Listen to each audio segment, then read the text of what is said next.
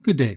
For those of you who do not know me, my name is Douglas Harder, and in this topic we're going to be discussing the vector representation of a plane.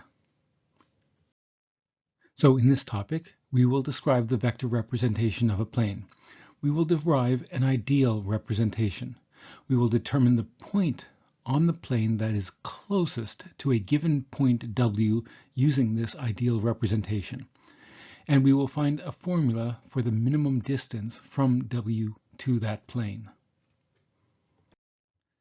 Now in R3, 3 points or vectors may be collinear or not.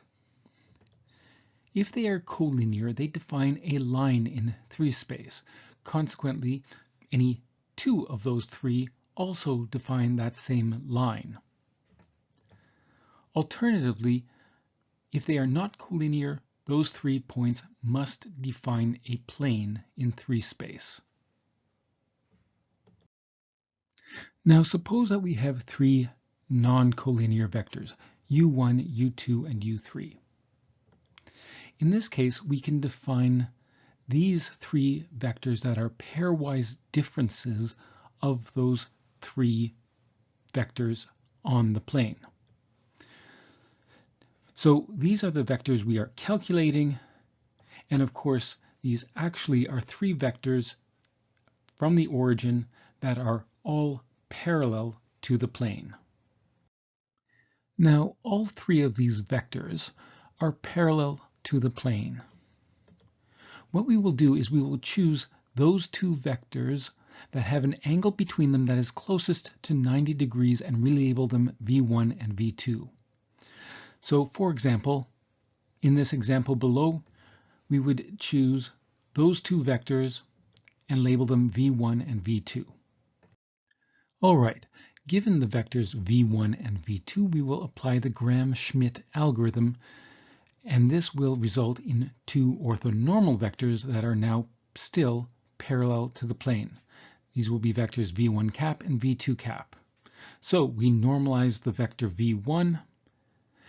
We then subtract from v2 the projection of v2 onto v1, and we then normalize v2. Okay, so here is our orthonormal basis of 2 vectors that are parallel to the plane. All 3 vectors u1, u2, and u3 are in the plane. We will choose that vector which has the smallest 2 norm, that is, that vector which is closest to the origin. In this case, it may be the vector u3. We will relabel this vector u. Next, we will make u perpendicular to the plane. The way we do this, of course, is to subtract from it the projection onto v1, and then from that result, subtract from that the projection onto v2.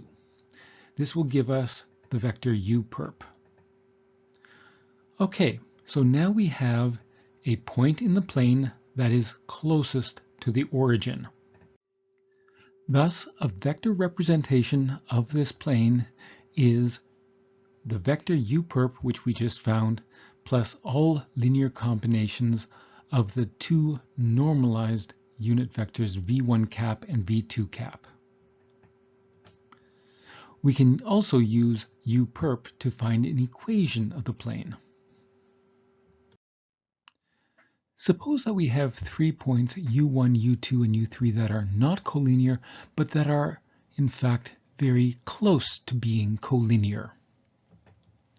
So for example, if the 2 norm of one of the vectors v that we calculated is significantly smaller than the others, this would suggest 2 points are very close to each other, which is probably going to result in numerical instabilities.